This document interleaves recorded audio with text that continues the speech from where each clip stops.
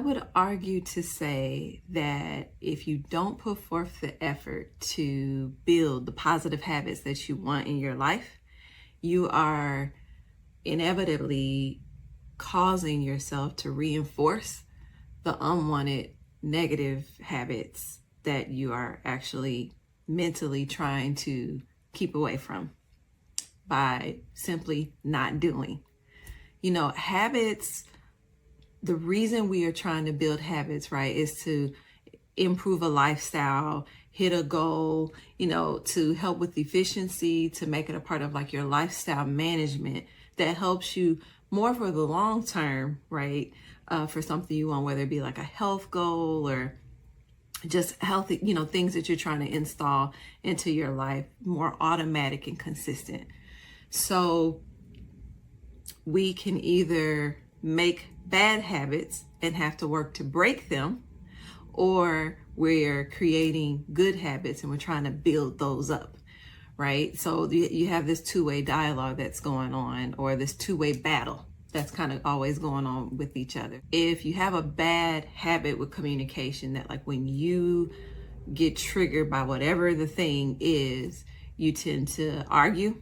That's kind of like, people kind of know you for like, you just kind of watch out. The person's going to lash out at you or storm off or walk away. Like if those are your go-tos that you tend to automatically do when anger gets triggered, then that's a bad habit. It's a habit that you don't want. What does that do? That's impacting your leadership style. If you have a business or you're, in management, it impacts the way you relate with your friends, with your family, and even in romantic relationships. If this is the way you show up, people can't really feel safe to kind of just express or be, right? Can't have a true conversation.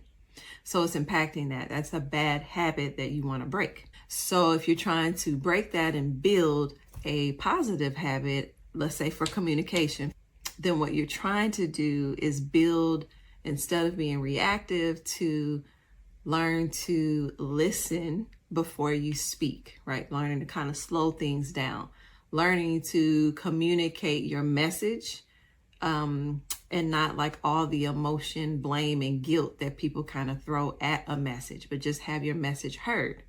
And that takes technique and that takes practice. But by working on that one, you increase connection. You open up an atmosphere for openness where people can, feel comfortable coming to you.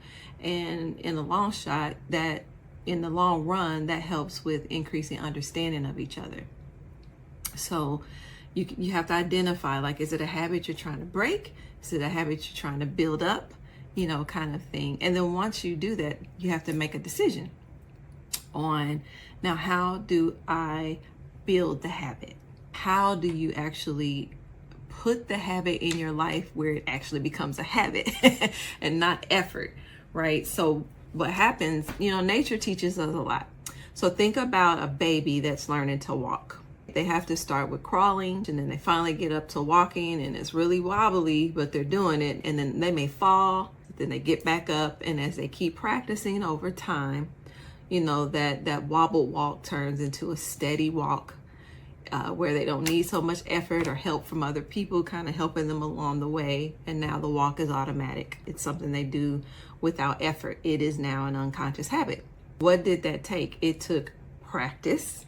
It took consistent practice. There's a difference. I think a lot of times what we do is like, I want to do better. I want to lose weight, or I want to talk to my partner and us not argue so much, or, I want to reach this goal in the next part of my business.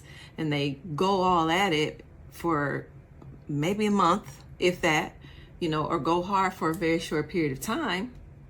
And then they fall off of the goal, right? Then you look 6 months down the road and, they've kind of went back to old ways. And then a year down the road, like that thing never happened. It's something they put on the list for the very next year. This is how we have all these New Year resolutions that end up being the same. It takes consistent practice. It takes scheduling, to be honest. Like, how are you going to build a habit if it's not something you're used to doing, without creating space for it in your life, right? So even if you had to schedule it for visual reminders, schedule for the time to either like read on what you're trying to do, practice on what you're trying to improve, these kind of things. But you have to actually prioritize the habit you're trying to build to be able to build that thing. And you want to start small. Those would be the 3 things I would just start with there. Don't think about the end game. Think about the next step, right? What's the very next thing that you need to do that's going to help you reach that overall goal? And how do you get there in a realistic and practical way?